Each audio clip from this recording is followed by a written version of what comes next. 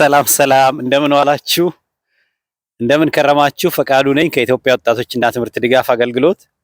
ዛሬ የኢትዮጵያ የፐርሰናል ዴቨሎፕመንት ወይም ደግሞ የላይፍ ስኪል ስልጠናችን የህይወት ክህሎት ስልጠናችን ፕሮግረስ አፕዴት ነግራችሁና በአጭሩ ይሄ ስልጠና ምን እንደሆነ ምናልባት አንዳንዶቻችሁ ሙሉን ስልጠና አይታችሁ ስላልጨረሳችሁት አሁን ከተረዳሁት ያየሁት ምንድነው ወደ 6000 አካባቢ ሰዎች አይተውታል ቪዲዮውን እና አጠቃላይ የታየበትን ሰዓት ብዛት ሳይው 784 ሰዓት አካባቢ ነው የታየው። ነገር ግን ሁሉ ሰው ደግሞ ስልጠናውን እንዳልጨረሱ ታየው ማለት ነው። ስለዚህ ምን ማድረግ ፈለግኩኝ በአጭሩ የአንድ ሰዓት ስለሆነ ብዙ ስላብራራሁት ምናልባት ያቺ ብቻ ያህል መስላችሁ ዘግይታችሁ ተዘናግታችሁ አቋርጣችሁ ወጣችሁ እንዳይሆን ለዋና ዋና ነጥቦቹን በአጭሩ ልደግመው ፈለግኩኝ። ተከታታይ ክፍሎች ቢኖሩት የሚቀጥለው ክፍል ላይ ምን እንደምትጠብቁ እንዲታወቃችሁ ከዚህ ፊት ፓርት 1 ላይ ሪከርድ የተደረገው የፐርሰናል ዴቨሎፕመንት ወይም ደግሞ የስብዕና የህይወት ክህሎት ግንባታው ላይ የህይወት ክህሎት ስልጠናው ላይ ፓርት 1 ላይ የተካተተው የመጀመሪያው ክፍል ብቻ ነው። ላይክ ጎል ሴቲንግ እንኳን አልደረስንም፣ ሰልፍ አሰስመንት ላይ ነው ያየነው ማለት ነው። እንግዲህ የህይወት ክህሎት ላይፍ ስኪልስ ፐርሰናል ዴቨሎፕመንት የተለያየ አይነት ስም ሊሰጠው ይችላል። ሰልፍ ሊደርሺፕ ሊባል ይችላል። ዋናው ነገር አላማው እንዲህ አይነት ስልጠናዎች አምላክ የሰጠንን ትልቁን የተፈጥሮ ጸጋ አውጥተን መጠቀም እንድንችል ጌታ የሰጠንን ጸጋ አውጥተን በደንብ ራሳችንን አምላክ የሰጠንን ትልቁን ስጦታ በደንብ አውጥተን መጠቀም እንድንችል ነው ፕላን የተደረገው። አላማው እንደዛ ነው። የፐርሰናል ዴቨሎፕመንት ትሬኒንግ ስንል ማለት ነው። እና የህይወት ክህሎት ስልጠና ልትሉት ትችላላችሁ፣ ላይፍ ስኪልስ ልትሉት ትችላላችሁ። የተለያየ ስም ሊሰጠው ይችላል። ከምን ይጀምራል? አንደኛ ራስን ከማወቅ ይጀምራል። እኔ ምን አይነት ሰው ነኝ የሚለው ዝርዝሩን እዛ ቪዲዮ ላይ ሄዳችሁ ልታዩ ትችላላችሁ። የመጀመሪያው የራስን ጥንካሬ ማወቅ ነው። ትልቁ ነገር እዚህ ምድር ላይ ደካማ ጎን የሌለው ሰው የለም። እንደገና ትልቁ ደግሞ አምላክ የሰጠን ጥንካሬ አለ። በደንብ ያንን ጠንካራ ጎናችንን ፈልጎ ማውጣትና እሱን መጠቀም፣ እሱን ማጎልበት፣ እሱን ማጠንከር ነው ማለት ነው። ለምሳሌ ታጋሽነት፣ ታታሪነት፣ ተስፋ ለመቁረጥ፣ ታማኝነት፣ ስራ ወዳድነት፣ ይቅር ባይነት፣ ቻይነት፣ ይሄ ሁሉ ጥንካሬዎቻችን ናቸው። እንደዛው ደግሞ ደካማ ጎናችንን ለምሳሌ ችላ ማለት፣ በቀላሉ ተስፋ መቁረጥ፣ መበሳጨት፣ ለግልፍተኝነት ሊሆን ይችላል፣ ገንዘብ ማባከል ሊሆን ይችላል፣ መቆጠብ አለመቻል፣ እንደዚህ አይነት ነገሮች እንደ ዊክነስ ልንይዝ እንችላለን። ምክንያቱም በኋላ እስከዛሬ ድረስ ያመጣን ከፈጣሪ ጸጋ በተጨማሪ ጥንካሬያችን ነው። ወደ ኋላ የጎተተን ደግሞ ደካማ ጎን አለ። እነኚህ ሁለቱ ላይ ለማሻሻል መጀመሪያ ለይተን ልናውቃቸው ይገባል። ከዛስ በአካባቢ ያለው ጥሩ ነገር ለምሳሌ ኢንተርኔት ቴክኖሎጂው፣ ጓደኞቻችን፣ ዩኒቨርሲቲዎቹ፣ ዘመዶቻችን፣ ጤንነታችን፣ እግዚአብሔር የሰጠን በአካባቢው ላይ ያሉት ዘመዶች አሁን ጓደኛ የትም ሀገር ላይ መፍጠር ስለሚቻል በኢንተርኔት ቴክኖሎጂ ተጠቅመን ማለት ነው። እና በአካባቢ ያለ ጥሩ ነገርና አካባቢ ላይ ያለው መሰናክል ለምሳሌ ጦርነት፣ ዘረኝነቱ፣ አንዱ ላይ ክፋት ማሰቡ፣ ብዙ አይነት አካባቢ ላይ ደግሞ ያሉብን ለምሳሌ ኮሮና አይነት ህመሞች፣ ይሄ ሁሉ ደግሞ አካባቢ ላይ ያለ መሰናክል ነው። ሱስ ምናምን እንደዚህ የሚያታልል ማህበራዊ ሚዲያ፣ ውሸት ተደርጎ የሚሰሩ ዜናዎች፣ ውሸቱን እውነት አድርገው የሚሰሩ ማለት ነው። እነኚህ ሁሉ በአካባቢ ላይ ያለው መሰናክል ሊጥሉን የሚችሉ መሰናክሎች ናቸው። እነኚህን ካወቅን በኋላ ወዴት እንሄዳለን? ፐርሰናሊቲያችንን ማወቅ አለብን። ደግሞ ምን አይነት ሰው ነኝ እኔ? ለምሳሌ ብዙ መናገር ነኝ፣ ዝምተኝነት ያጠቃኛል፣ ወይስ በጣም ስትራክቸር አበዛለሁ፣ ህግ አበዛለሁ፣ ወይስ ላላላለሁኝ? ካይንድ ሀርትድ የምንለው አለን፣ የሆነ በቀላሉ ልብ የሚጎዳ ሰው ነኝ፣ ወይስ ጥያቄ ማበዛ ወደ ፍልስፍና መሄድ አይነት ሰው ነኝ? ቀልድ ነው የምወደው? ምን አይነት ሰው ነኝ የሚለውን ደግሞ እንደገና የስብዕና አይነታችን መታየት አለበት። እግዚአብሔር የፈጠረው ማለት ሁሉ የየራሱ ኳሊቲ አለ። ነገር ግን ራስን ማወቅ ያስፈልጋል ለመሻሻል ማለት ከዛ ጎላችን አሁን ይሄን ካወቅን በኋላ ዘን ምን እናድርግ? እኔ ፈቃዱ ምንድነው መሆን ያለብኝ? ምንድነው መሆን የምፈልገው ብዬ ራሴ መጠየቅ አለብኝ ማለት ነው። እቺ ነገር የሰራች ነው አይደል? እስቲ ያ እና ራሴ መጠየቅ አለብኝ። ምንድነው እኔ መሆን የምፈልገው? የት ነው መድረስ የምፈልገው? ለምሳሌ የራሴን ቢዝነስ ነው መክፈት ፈልገው ወይስ በጎ አድራጎት ነው መክፈት ፈልገው? ሁለቱም ያስኬዳሉ። ኃይሌ ገብረስላሴ ለምሳሌ ሯጭ ነው አይደል? ቢዝነስ ሰው ነው አይደል? ማአት ንግድ ስራም ይሰራል። ቢኒያም ደግሞ ለምሳሌ እሱም እና አንድ ኢትዮጵያዊ መጀመሪያ መሐንዲስ ነበረ መሰለኝ፣ አሁን ደግሞ መቄዶንያን ያስተዳድራል። ሁለቱም ምንድናቸው? እንደ አንድ ዜጋ እንደ አንድ ኢትዮጵያውያን የምንኖረው ወይ ቢዝነስ ትሰራለህ ወይ በጎ አድራጎት ትሰራለህ ወይ ተቀጥረህ ትኖራለህ። ቢዝነስ ተቀጥሮ መኖር፣ በጎ አድራጎት ድርጅቶች መስራት፣ ምናልባት ሃይማኖት ስብከትና የተለያዩ የመንፈሳዊ ስራ መስራት፣ ግብርና ሊሆን ይችላል። ምንድነው መሆን የምፈልገው እኔ? የሶፍትዌር ኢንጂነር ነው መሆን የምፈልገው? የሀገር መሪ ነው መሆን የምፈልገው? ፖለቲከኛ ነው መሆን የምፈልገው? ምንድነው እኔ ውስጥ ያለው ትልቁ ነገር ብሎ ፈልገው ማውጣት ይፈልጋል። ያንን በደንብ መሆን የምንፈልገውን ነገር ማስቀመጥ። መሆን የምንፈልገው ግን ቀላል እንዲሆን ሙሉ ሰው እንለዋል። ታንክስ ቱ ዘ ኢትዮጵያ ኒውትሪሽን ሊደርስ ኔትወርክ መጀመሪያ ከዛ አካባቢ ነው ይሄን አይነት ስልጠና ያገኘሁት እኔ። ሙሉ ሰው ስንል እዚህ ለኛል ዶክተር ሀደራ ነው ይሄንን እንትን የሰጠን ስልጠና የሰጠን። ሙሉ ሰው ከሞላ ጎደል ዝም ብሎ ብዙ የተማረ ማለት አይደለም። ብዙ ጊዜ የምንሳሳተው የምንሸወደው ምንድነው?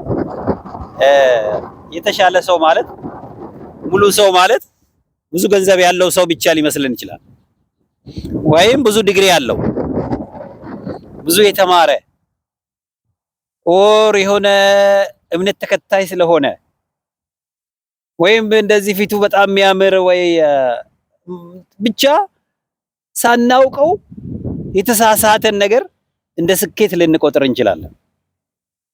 ስለዚህ ሙሉ ሰው ቢያንስ 5 ነገሮች ማሟላት አለበት። አንድ ሰው የተሟላ ነው የሚባለው ከመላው ጎደል ሁሉ ሰው ሙሉ ነው። ፈጣሪ በፍጥረቱ ምንም ክፍተት የለበትም። ነገር ግን ሰው ራሱን በራሱ ነው የሚያዳክመው፣ ጎደሎ የሚያደርገው። ለምሳሌ ጤንነት ቁጥር 1 የሰው ልጅ እቅድ መሆን ያለበት፣ የኔና የናንተ እቅድ መሆን ያለበት የህይወት ክህሎታችን መጀመሪያ ጤናማ ሊያደርገን ይገባል። ፈጣሪ ነው ጤንነት የሚሰጠን፣ ግን እኛ ራሳችን ደግሞ ጤንነታችን የምንጎዳበት ጊዜ አለ። ጤንነታችንን እኛም መጠበቅ እንችላለን። ለምሳሌ ሱስ ውስጥ አለመግባት፣ ስኳርና ጨው አብዝቶ አለመጠጣት፣ አልኮል ምናምን መቀነስ ይቻል፣ ምንም አለመጠጣትም ይቻላል። በጣም ጤናም ፊዚካል አክቲቪቲ መስራት፣ ክብደት መቆጣጠር፣ ስኳር እና ደማችንን በየጊዜው ቼክ ማድረግ፣ ልክ በጣም ራሳችንን ቫልዩ አድርገን ሪስፔክት አድርገን በክብር መኖር ማለት ነው። ከጤንነት ይጀምራል የህይወት ግብ ማለት። ጤናማ ለመሆን ማቀድ አለብን። ከእግዚአብሔር በተጨማሪ እኛም ህይወታችንን በየጊዜው መከታተል አለብን ማለት ነው። ማአት አይነት እንትን አለ፣ በኋላ እመጣበታለሁ። ከዛ ማህበራዊ ህይወት፣ በዙሪያችን ያሉትን ሰዎች መምረጥ። ዘመድ ሊሆን ይችላል፣ ጓደኛ ሊሆን ይችላል፣ ስራ ቦታ ሊሆን ይችላል። የሚቀርቡን ሰዎች በተለያየ መንገድ የሚቀርቡን ሰዎች አሉ። የሰዎችን አይነት መርጠን ማንነታቸውን አውቀን ዋናው ነገር ቁጥር 1 አጀንዳችን መሆን ያለበት ሰው መጉዳት የለብንም፣ ሰዎችም እኛም መጉዳት የለባቸውም። ቢቻል መተጋገዝ፣ እነሱ እኛ እንዲያግዙ እኛ ሌሎች እንድናግዝ ነው የሚያስፈልገው። ስለዚህ በቀጥታም ይሁን በተዘዋዋሪ ሁሉ ሰው ውስጡ ጥንካሬ አለ፣ ፖቴንሻል አለው። ነገር ግን አንዳንድ ሰዎች ተሳስተው በጎ ከማድረግ ይልቅ ክፉ ነገር መንገድ ላይ የተሰለፉ በጣም ብዙ ሰዎች ነው ያሉት። ትንሽ ደካማ ካለብህ አሰናክሎ ሊጥልህ የሚችል ብዙ ሰው አለ ማለት ነው። አንተ ጎበዝ ካልሆንክ፣ አንቺ ጎበዝ ካልሆንሽ በዙሪያሽ በተለያየ ምክንያት ህይወትሽ ውስጥ የመጡ ወይም አንቺ ህይወታቸው ውስጥ ሄድሽ አንቺን ከመደገፍ ይልቅ አንቺን ለመጣል ጎበዝ የሆኑ ሰዎች አሉ። ይሄን በደንብ ማስተዋል አለብን። ጥሩ ነገር ከማድረግ ይልቅ መጥፎ ነገር ለማድረግ የሚበረቱ ሰዎች አሉ።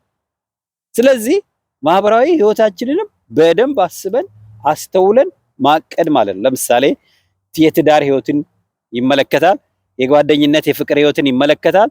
እንደገና ሌሎች ማህበራዊ ጓደኛነትን ይመለከታል። ስራ ቦታ ላይ የምናገኛቸው ሰዎችን ይመለከታል። ዘመዶቻችንን ይመለከታል። ጎረቤትን ይመለከታል። በደንብ ይሄንንም አቅደን አስተውለን መኖር ማለት ነው። ሁለት ያዙልኝ። ሶስተኛ ኢኮኖሚ ነው። አብዛኞቻችን እኔን ጨምሮ ከእጅ ወዳፍ የደሞዝ ኑሮ ነው የምንኖረው።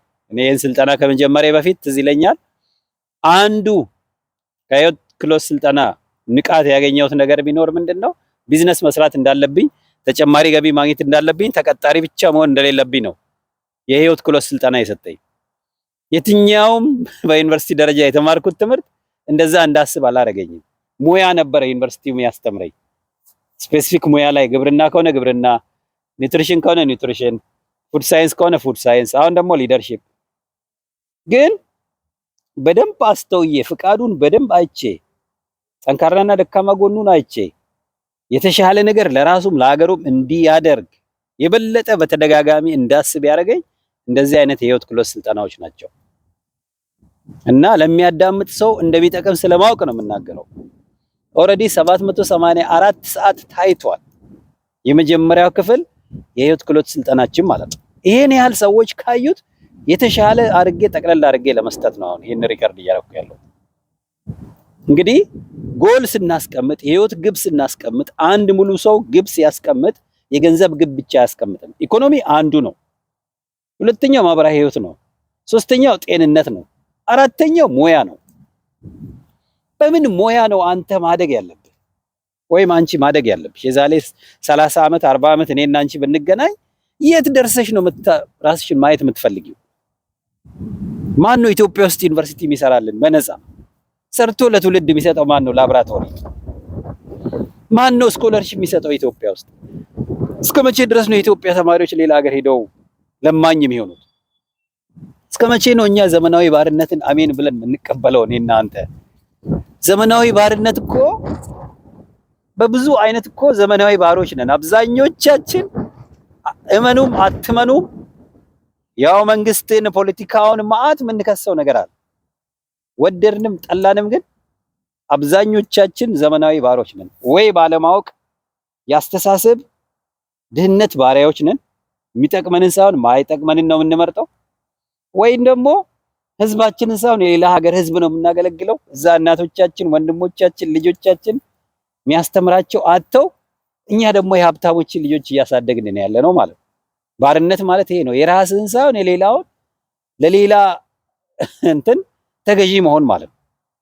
ስንቶቻችንን ከኢትዮጵያ ውጭ የምንኖረው በተለያየ ምክንያት ከሀገር ወጥተን፣ ቁጥር አንድ ምክንያታችን ኢኮኖሚ ነው።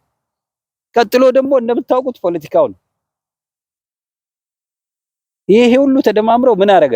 ህዝባችን የሀብታም ደሃ እንዲሆን እያለው እንደሌለው፣ አስተምሮ እንዳላስተማረ፣ ሀገር እያለው ሀገር እንደሌለው ብዙዎቻችን ሆነናል። ይሄ ወደሚቀጥለው ትውልድ መሄድ የለበትም። ይሄ ደግሞ የሆነበት ዋና ምክንያት ትብብር ስላጣን ነው። የሙያ ማህበራት በተለይ አሁን የምናገረው ሙያ ላይ ግብ ስናስቀምጥ ኢትዮጵያ ውስጥ ጠንካራ የፊዚክስ ባለሙያዎች ማህበር ኖሮ በፊዚክስ ሙያ የሚመረቁትን ሀገራችን አሟጣ እንድትጠቀም ማድረግ፣ በእያንዳንዱ ሙያ ጠንካራ ማህበር፣ ጠንካራ ህብረት፣ ጠንካራ ግለሰቦች ለራሳቸው ብቻ ሳይሆን ለሀገር የሚያስቡ ሌብነትን ብቻ ሳይሆን መስጠትን፣ ሌብነትን ተጸይፈው መጉዳትን ተጸይፈው ለትውልድና ለሀገር የሚሰሩ ልበ ብርሃን ብዙ ልጆች ያሉን፣ ግን እዛ ደረጃ ማድረስ አለብን ማለት ነው። እኔና እናንተ በተለይ ነጫጭ ፀጉር ያወጣን ሰዎች ቆም ብለን ማሰብ አለብን። እድሜያችን እየሄደ ነው። የተፈጥሮ ናቹራል ፕሮሰስ ነው። እናረጃለን፣ እንሞታለን፣ እንወጣለን ከዚህ ዓለም። ከመውጣታችን በፊት ግን ለትውልድ ማስተላለፍ ያለብንን ነገሮች በደንብ እንድናስተውል፣ አስተውለን እንድንተገብር እቅድ ይኖረናል ማለት ነው። በጤንነት፣ በማህበራዊ ህይወት፣ በሙያ፣ በኢኮኖሚ፣ መጨረሻ ላይ ደግሞ መንፈሳዊ ህይወት ነው ወይም ደግሞ የስነ ልቦና። አሁን አንዳንድ የሚገጥሙኝ ሰዎች አሉ። በተለይ ሀብታም የሚባል ማህበረሰብ አካባቢ ሀብታም የሆኑ ወይ በደንብ የተማሩ ሰዎች ጋር እኔም እንደዚህ አይነት አዙሪት ትንሽ ጀማምሮኝ ስለነበረ ዝም ብዬ ማየው በሀገር ሰላም ከፈጣሪው ጋር ደግሞ የተጣላ ሰው ይገጥመኛል። ተፈጥሮን ለማዛባት ቀን ከሌሊት የሚሰራ ሰው ደግሞ ይገጥመኛል። በጎ ነገር እንደማድረግ በጣም በረቀቀ መንገድ ዓለምንና የሰው ልጅን አጠቃላይ ተፈጥሮን የሚጎዳ ስራ የሚሰሩ ሰዎች ይገጥሙኛል። ከምንድነው መነሻው ብዬ ሳይ መሰረቱን ያጣ ዝም ብሎ ለገንዘብ ወይም ደግሞ ለቁሳቁስ ብቻ የኖረ የሰው ልጅ ተመልሶ ራሱን ይጠላል። በህይወቱ አመስጋኝ አይሆንም። ፈጣሪውንም አያከብርም። የሰው ዘርን በሉት ተፈጥሮን አያከብርም። እስከ ተከፈለው ድረስ አንዳንዴ ሳይከፈለው የሰይጣንና የክፋት መስመር ላይ ይሰለፋል ማለት ነው። ይሄ እጅግ የሚያሳስብ ነገር ነው። እኔና እናንተ ቆም ብለን ማሰብ አለብን። ግባችንን ስናስቀምጥ እስከየት ድረስ ነው በሙያ መሄደው? እስከየት ድረስ ነው በኢኮኖሚ መሄደው? እስከየት ድረስ ነው በማህበራዊ ህይወት የሚሄደው? እስከየት ድረስ ነው ጤንነቴ መሆን ያለበት? ከተፈጥሮ ጋር ከፈጣሪ ጋር ያለኝ ህብረት ምን ይመስላል? ከእምነት ጋር ከመንፈሳዊ ህይወት ጋር ጥሩ ስብዕናን ከመገንባት አኳያ የተረጋጋ የስነ ልቦና ከማድረግ አኳያ ብለህ የዛሬ 30 40 ዓመት እቅድ ታወጣለህ ማለት ነው። ቅድም ከምን እንደጀመርነው ጠንካራ ጎናችንን፣ ደካማ ጎናችንን፣ በዙሪያችን ያሉ ጥሩ ነገሮችና መጥፎ ነገሮችን ለየን። አሁን ደግሞ የት መሄድ እንደምንፈልግ አስቀመጥን ማለት ነው። የዛሬ 30 ዓመት ያውም የኢኮኖሚ ጎል ብቻ አይደለም ያስቀመጥነው። ለምሳሌ በኢኮኖሚ የዛሬ 30 ዓመት $3 ቢሊዮን ሊኖረኝ ይገባል። አጠቃላይ ያለኝ ሀብት ተደምሮ $3 ቢሊዮን መሆን አለበት እላለሁ። ለምሳሌ በጣም አሪፍ ጎል አስቀመጥኩ የኢኮኖሚ። በሙያ ደግሞ አሁን በተማርኩት በሊደርሺፕ እና በግብርና በስነ ምግብ ኢትዮጵያ ውስጥ ትልልቅ ኢንዱስትሪዎች መስራት አለብኝ።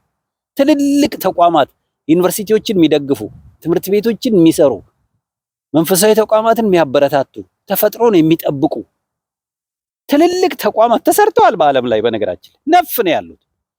ምንም ፈጠራ አይባልም ማለት ነው። ይሄ ሌሎች የሰሩትን መድገም ነው። እነሱም እንደኛው በ9 ወር ነው የተወለዱት። ምናልባት ከሀብታም ቤተሰብ ተወልደው ሊሆን ይችላል። ከሁሉ በላይ ግን ሀብታም ሀገር ነው ያላቸው። የሚያስተውል አእምሮ ሀብታም የሆነ የሚተዛዘን ዝም ብሎ በተወሰነ ምክንያት ትንሽ ብታስቀይመው ህይወትን ስለማጥፋት የሚያስብ ሰው ሳይሆን ደካማ ጎንህን አይቶ የሚያስብልህና ደካማ ጎንህን የሚሞላ ሰው ማለት ነው። እንደዛ አይነት ሀገር ያላቸው ሰዎች ከኛ የተሻለ ሆነዋል። ብዙዎቻችንን ተምረናል የምንለውን እናውቃለን የምንለውን ከሀገራችን አስኮብልለው አምጥተው ለሀገራቸው የተጠቀሙብን ነው ያሉት። ጎበዞች የሚያስተውሉ እንደዛ ናቸው። እኔና እናንተም ለሚቀጥለው ትውልድ ለልጅ ልጆቻችን እንደዚህ ብለን ነግረን ጎበዝ እንዲሆኑ ነግረን መሄድ አለብን። የህይወት ግብ አስቀምጠን አያቴ እንዲያቅደው ነበረ፣ አባቴ እንዲያቅድ ነበር፣ እናቴ እንዲህ አይነት እቅድ ነበራት፣ ቆይ እስቲ እኔ ደግሞ እዛ ላይ ልጨምርበት ብሎ ትውልድ እኛ የጀመርነውን እንዲያስቀጥል። ለምሳሌ የኢትዮጵያ ላይ የጀመርነው ይሄ ነው፣ የስልጠና ውጤት ነው። ኢትዮጵያ ውስጥ በጣም ትልልቅ ተቋማት የመገንባት ስትራቴጂ ነድፎ እየተሰራ ያለ የዚህ ስልጠና ውጤት ነው። ለኔ የኢትዮጵያ ሙያ ብቻ አይደለም፣ ሀገርም ነው፣ ህዝብም ነው። ገና የሚመጣውን ትውልድ ከፍ ማድረግበት ስትራቴጂ ነው። ኦኬ። እና እንደዚህ አይነት ግብ ያስፈልገናል፣ የህይወት ግብ ማለት። እሺ፣ በጣም አሪፍ። ራሳችን ገመገምን። በአምስት ዋና ዋና መንገዶች የህይወት ግብ አወጣን። ለምሳሌ ስለ ትዳር ህይወታችንን ማስበናል፣ አቅደናል። አደራ ለትውልድ አንድ የምናገረው ነገር አለ። በጣም አሳሳች የሆነ ደካማ የሆነ ነገር ብዙ ጊዜ የሚገጥመን ምንድን ነው? በጣም የምታምር ወይም በጣም የሚያምር ባህል አገባች ወይም ሚስት አገባ ብለን የምንለው የተሳሳተ በጣም ሸውራራ ደካማ አስተሳሰብ ነው። እሺ፣ ጥንቃቄ ያድርጉ። ዛሬ ላይ በደረስኩበት የአስተሳሰብ ደረጃ አንድ የሚገባኝ ነገር አለ። ቁንጅና ውስጥ ነው ያለው፣ ልብ ላይ ነው ያለው፣ አእምሮ ላይ ነው ያለው። ቁንጅና ማለት ቁሳቁስ አይደለም። ቁንጅና ማለት ይሄ ቀለም አይደለም። ቁንጅና አፍንጫ ወይም ፀጉር አይደለም፣ አይን አይደለም። ትልቁ እግዚአብሔር የሰጠን ውበት የት ነው ያለው? ውስጣችን። ማየት አንችልም። እሱ በተግባር ነው በመኖር ነው የሚታየው እንጂ እንደዚህ ሚዲያ ላይ አይተን ወር ምናምን ይሄ የደከመ በጣም ያነሰ ነው፣ ያሳንሳል የሰው ልጅን ማለት ነው። ታምራለች ወይም ያምራል ብለን የምንለው ነገር አው ከውስጥ እንዲሁ ከውጪ ስናይ የሚያማምሩ ነገሮች አሉ። ግን ይሄ ትውልድን ያሳስታል። የፈጣሪን ጸጋ ዝቅ ያደርጋል፣ ያሳንሳል። በጣም ብዙዎቻችን ሳናውቀው ተራ የሆኑ አሳሳች የሆኑ ነገሮችን እንደ ትልቅ ነገር እንሸልማለን፣ እናበረታታለን፣ እንናገራለን፣ ለትውልድም እንነግራለን ማለት ነው። ቁንጅና የሚባለው ነገር በጣም አሳሳች፣ በተለይ የፊት ቁንጅና ማለት ነው። አደራ እንዳትሳሳቱ እና ሙያችን ተግባራችን ነው የቁንጅናችን መለኪያ መሆን ያለበት። ፈሪሃ እግዚአብሔር ነው፣ ይቅር ባይነታችን ነው፣ ሌሎች እንዲያድጉ የማድረግ አቅማችን ነው ቁንጅናችን መሆን ያለበት እንጂ ተራ ይሄ ከየኮስሞቲክ እንትኑ የሚገዛ በቀላሉ ሰውነታችን ላይ የምንቀያይረው የሸቀጥ ነገር አይደለም ቁንጅና ማለት ነው። አደራ ይሄንን ጥንቃቄ እንድታረጉ። ኦኬ፣ ክሪቲካል ነገር ነው የምንነጋገረው የተራ ወሬ ስላልሆነ ማለት ነው። ይሄ የህይወት ክህሎት ስልጠና ስለሆነ ዝም ብሎ ለሚዲያ ፍጆታ የሚሰራ ነገር አይደለም። እንድታስተውሉና ቁጭታችንን እኛ ያላረግነውን እናንተ እንድታረጉ ነው ለወጣቶች። ስለዚህ ራሳችሁን ገምግማችኋል። የህይወት ግብ በአምስት መስመሮች አውጥታችኋል። ፐርሰናሊቲ ታይፓችሁን አውቃችኋል።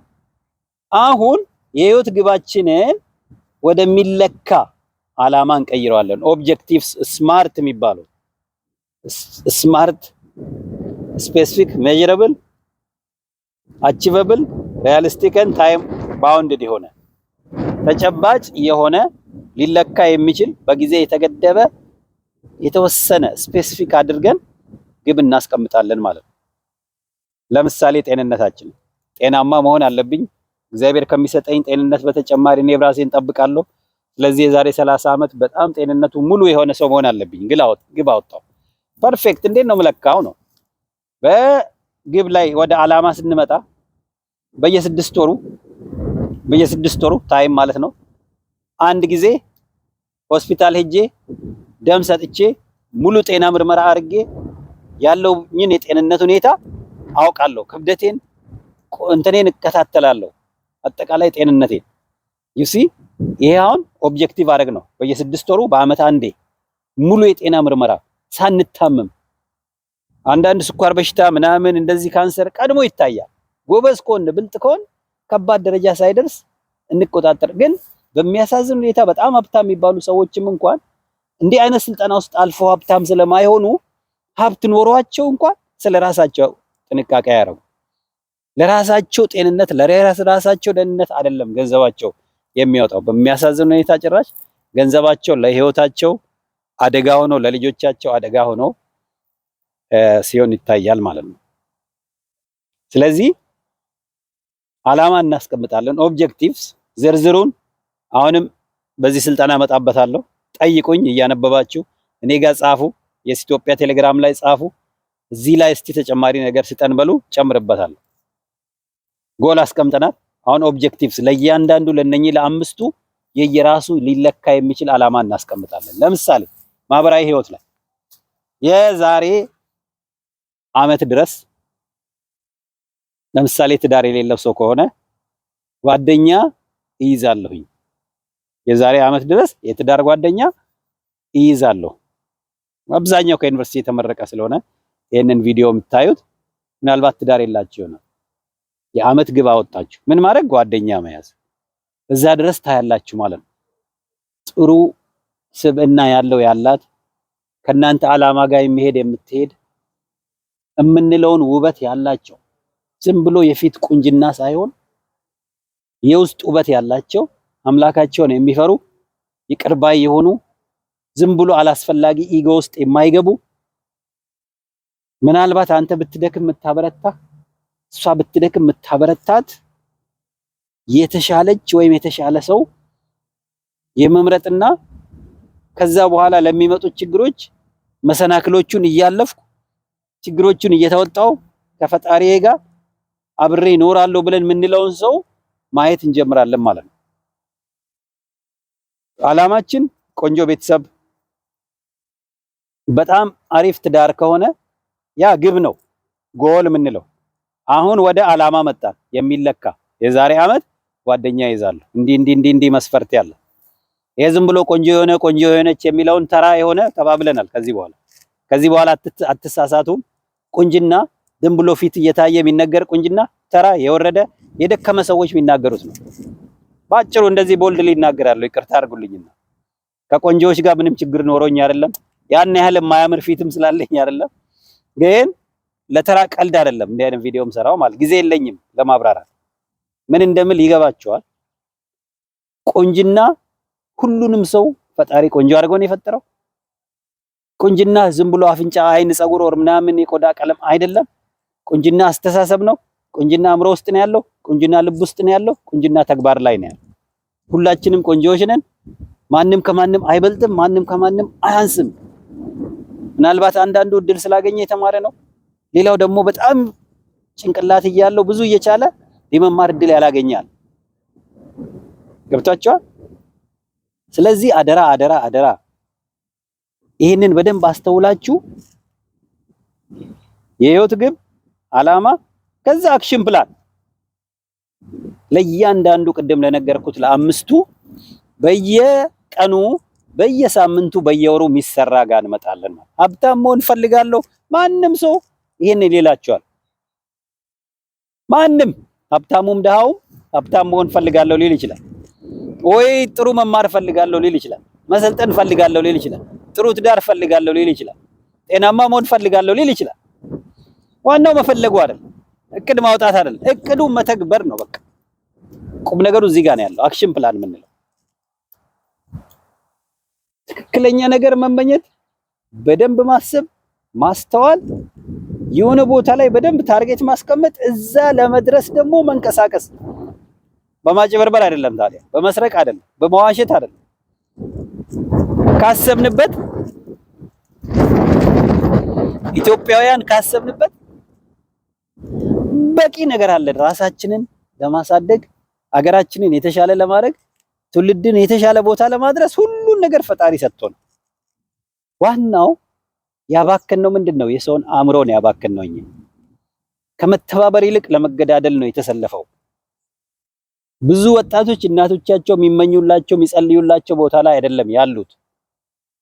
ለምን? በዙሪያቸው የሚያታልል የነሱ ላይ እንቅፋት የሚሆን በእነሱ አድቫንቴጅ ለመምታት የተዘጋጀ ስትራክቸርና እንትኖች ስብስቦች ስለሚበዙ ማለት።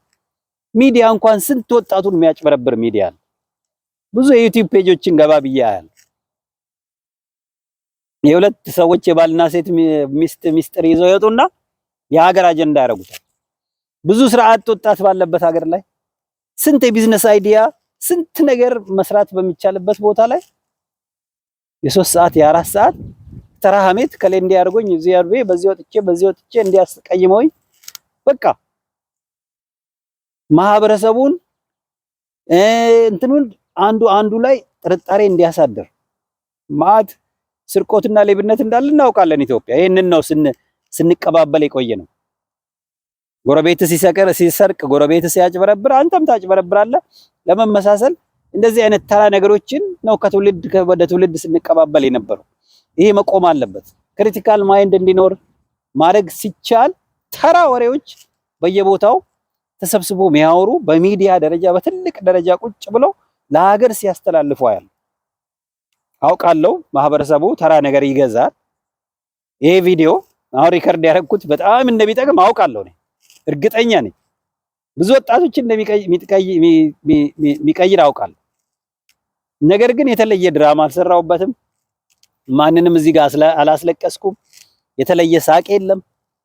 አይን እንዲስብ የተለየ የተደረገ ነው። በጣም ጥንቃቄ አድርጌያለሁ ቆንጆ እንዲሆን። ግን ቁንጅናው የሚያስተውል ሰው ካለ ቅድም እንዳልኩት እዚህ ጋር ያስገባሁት ክላሲካል አይደለም። ከጀርባ ላይ ያለው ፎቶዎች ምናምን አይደሉም። አበባው አይደለም፣ ቀለሙ ምናምኑ አይደለም። ዋናው ነገር እየነገርኩ ያለሁት መልእክት ነው። ነገር ግን እንደዛ አይደለም። ማህበረሰቡ ተራ ነገሮችን፣ ግጭቶችን፣ ሀሜቶችን፣ የሰፈር ውስጥ ዝም ብሎ የወራረዱ ነገሮችን ይገዛል። ግልጽ ነው። ይሄ ገበያ አለው። ሚዲያው ደግሞ ይሄን እያለማመደ ነው ያለው ማለት። ለዚህ ነው ኢቲክስ ወይም ደግሞ ስነ ምግባር ለምሳሌ አማኝ ስንሆን ክርስቲያኖች ስንሆን ወይም ደግሞ በእስልምናም ይሁን በሌሎቹ አማኝ ስንሆን ወይም የተማርን ሰዎች ስንሆን እምነታችን ከተግባራችን መታየት አለበት። በጣም ይቅርታ ያድርጉልኝ። በጣም ብዙ እማየው ለምሳሌ በክርስትና እምነት እጅግ የሚያሳፍር ጆሮ የሚያስይዝ ንግግር መስቀል አድርጎ ምናምን 3-4 መስቀል አድርጎ የሚናገሩ ሰዎች አሉ። ጭራሽ ቤተክርስቲያኑ በአጠገባቸው ደርሶ ማያውቅ ስብከት አይቶ ማያውቁ የሚመስሉ በጣም የሚያሳፍሩ ሰዎች አሉ። ገንዘብ ብቻ ነው ይፈልጉት አውቃለሁ። ወይ የሆነ ቂም በቀል ነው ያለባቸው። ኦፍኮርስ አውቃለሁ። ያው ቤተክርስቲያን ላይም ሰው ከቤተ እምነት እንዲርቅም ይደረግም ስራ እንደሰር እንዳለ እናውቃለን።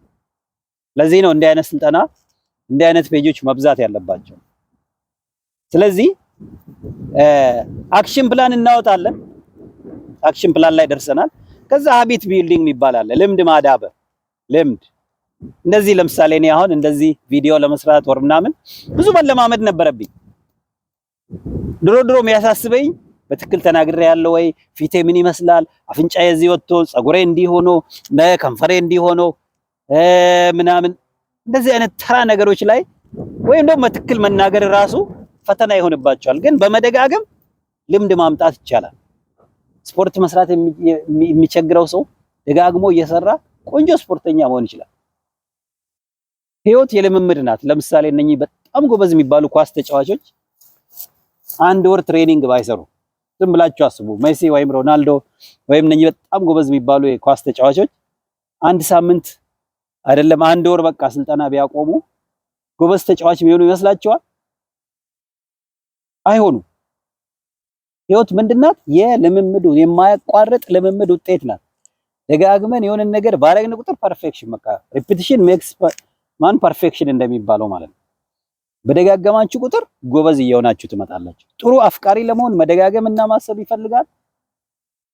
ከባድ ጥላቻ ውስጥ ለመግባት ሰዎች ዝም ብሎ አይደለም ሰው የጠሉት፣ ደጋግመው ስለ ጥላቻ አስበዋል። ጎበዝ ተሳዳቢዎች አሉ ማህበራዊ ሚዲያ ላይ እንደምታውቁት። ከየት ነው ያመጡት? ደጋግመው ምን ሆነዋል? ተሳድበዋል። አሁን ምንም ማሰብ አይጠበቅባቸውም። ይሄን ሁሉ ስድብ ከየት ያመጣሉ እስክትሉ ድረስ ማለት ከአንዳንድ ነው የሚመጣላቸው። ምናልባት የማመስገን የማበረታታት በርታይ ማለት የማድነቅ ሐሳብም እንደዛው ደጋግመው ቢሆን ቶሎ ይመጣላቸው ነበር። አንዳንዶቹ ግን በቃ ከእንቅልፋቸው እንደተነሱ ቡና እየጠጡ ሲናገሩ በሰሙት ክፋት ነው። እቺም እነኚህ 3 የፈረደባቸው ብሔሮች አሉ ኢትዮጵያ ውስጥ እንደምታውቁት። አንዳንዱ በቃ አፉን የፈታው እንኳን እነኚህን ብሔረሰቦች በመሳደብ ይመስላል። ደጋግሞ እናት አባቱ የነገሩት ይሄንኑ ስድብ ደጋግሞ ያስተማሩት ነው ይመስላል። አም ሶሪ ቱ ሴይ ማንንም ቤተሰብ እንደዛ ብሎ ልጁን ያስተማረ የለም። ሳያስቡት ተናግረው ሊሆን ይችላል። ቤተሰቦች ፖለቲካ ስናወራ እንደምታውቁት ምናምን ሳናውቀው ያው የራሳችንን ብሔር ቆልለን የሌላውን እንሳደባለን። ያው ደካማ ስንሆን ማለት የደካማነት መገለጫ ነው። በቃ በጅምላ መፈረጅ፣ በጅምላ ጥሩ ወይም መጥፎ ማድረግ። ይሄ ተራ ሰዎች ደካማ ሰዎች ነው ያን የሚያደርጉት። ተራ ነው እንደዛ ነው። ተራ ቦታ ላይ የተሰረፉ አናሳ ሐሳብ ደጋግመው እንትን ያሉ ሰዎች ያነሰ ነገር ሲያደርጉት አይደለም። እና ምንም አይነት ይሁን የሰው ልጅ ክቡር ነው። አምላክ የፈጠረው ሁላችንንም እኩል አድርጎ ነው። በተለያየ ምክንያት ግን አንዱ ጥሩ አድርጓል፣ አንዱ መጥፎ፣ አንዱ ጥሩ ቦታ ሌላ መጥፎ ቦታ ተሰልፏልና በጣም ጥንቃቄ አድርገን መሄድ አለብንና ልምድ ማዳበር በእኛ ስልጠና መጽሐፍ ሁሉ አለ። የኢትዮጵያ ቴሌግራም ግሩፕ ላይ ግቡ። ዋኢደበለስ የኢትዮጵያ መጽሐፉንም ጭምር ሰጣችኋለሁ። ለምሳሌ ልምድ ስለማዳበር ስለ ልምምድ እንትን አለ። ለምሳሌ ምን ይባላል? ለ21 ጊዜ ከደገማችሁ ይባላል። ጧት ተነስቶ ስፖርት መስራት ለ21 ቀናት በተደጋጋሚ ብናደርግ በሚቀጥለው ጧት የመነሳት እድላችን ይጨምራል። ጧት ሪማይንደር እያደረግን ብንነሳ ለ21 ቀናት ይባላል። አሁን እኛ ግን 21 ቀናት ለምንድነው በኢትዮጵያ 100 ቀናት 150 ቀናት 100 ሳምንት 150 ሳምንት ነው የምንገናኘው። ምናልባት ሊንክዲን ላይ አሁን ቅርብ ጊዜ ተዘጋ እንጂ ሳምንታዊ ፎርማችን በየሳምንቱ የነበረው ለ105 ነው 6 ሳምንታት ተገናኝተናል በተደጋጋሚ። እንደዛ ነው ሀቢት ቢልድ ማድረግ። መጽሐፍ አለ ሰጣችኋለሁ። ከዛ ቲም ወርክ አለ በጋራ መስራት። እንደገና ሌላ ስብዕና ይፈልጋል። ከግለሰብ አልፈን ደግሞ በቡድን መስራት። በተለይ ቢዝነስ የምትፈልጉ ከሆነ በጎ አድራጎት የምትፈልጉ ከሆነ ትልልቅ ኤንጂኦ መክፈት ከፈለጋችሁ በእርግጠኝነት አብሮ መስራት ያስፈልጋል። ኮንፍሊክት ማኔጅመንት ስልጠናዎች አሉ።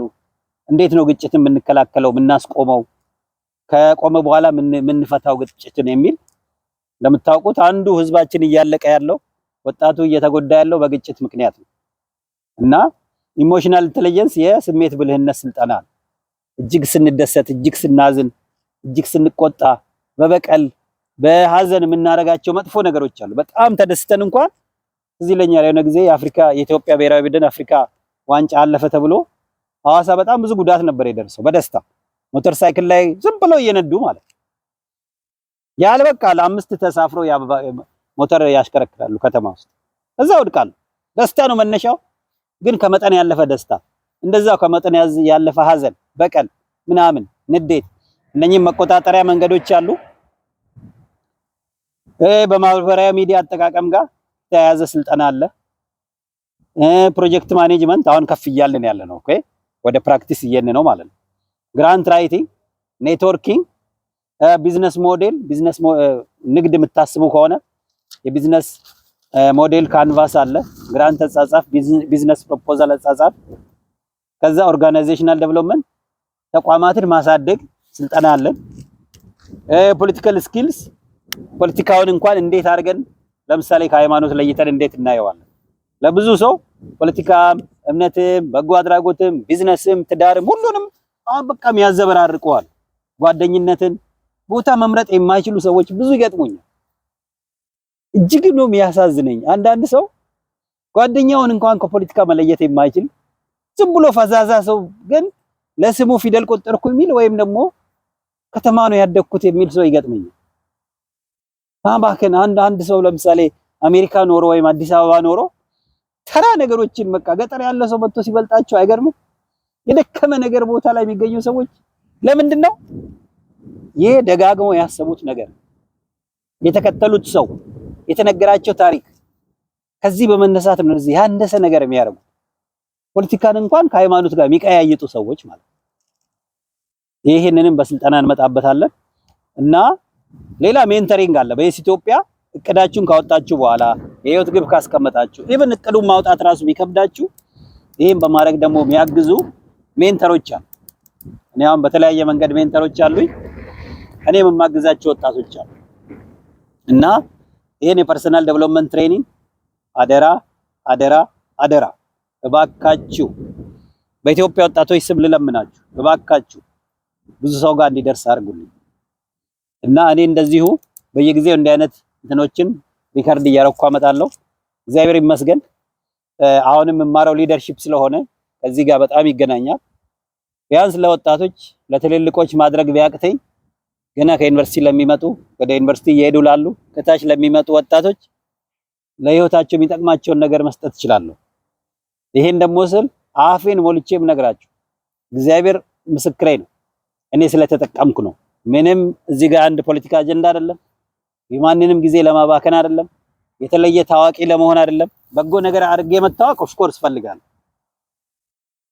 ትልቁ ነገር ጥሩ ነገር አድርጎ መታወቅ ስሜ በጥሩ ይነሳ ስማችን በክፉ እንዳይነሳ በተቻለ መጠን በደንብ መስራት አለብን እኔና እናንተ ለዚህ ሲባል ከደካማ ሐሳቦች መራቅ ነው ብዙ አይነት ደካማ ሐሳቦች አሉ ብዙ አይነት ደካማ ሰዎች አሉ ሳያውቁት ገደል ውስጥ የሚጎትቱን ራሳቸው ገደል ውስጥ ሆነው ወደ ታች እንድንወርድ የሚጎትቱናል እኛም ደግሞ ሳናውቀው ሌሎችን ልንጎትት እንችላለን ማለት አንዱ ሌላው መጎተት ሳይሆን አንዱ ሌላውን የሚያበረታበት ቦታ አንዳችን ሌላው የምናግዝበት ላይ ፈጣሪ እንድንደርስ ያግዘን እላችኋለሁ እንግዲህ ለኢትዮጵያ ከዚህ በላይ እንዴት ብዬ ልንገራችሁ ኢትዮጵያ ምን እንደሆነ እንዴት እንደምንሰራ በደንብ ለሚያስተውል ሰው ማስተዋል ለሚችል ሰው በቂ ነገር ነግራችኋለሁ ብዬ አምናለሁ እስከዛሬ ካልሰማችሁ አሁን ደግሞ ቢዝነስ ጀምረናል የግብርና ኢንቨስትመንት እና የአመራር ኢንቨስትመንት ቢዝነስ ጀምረናል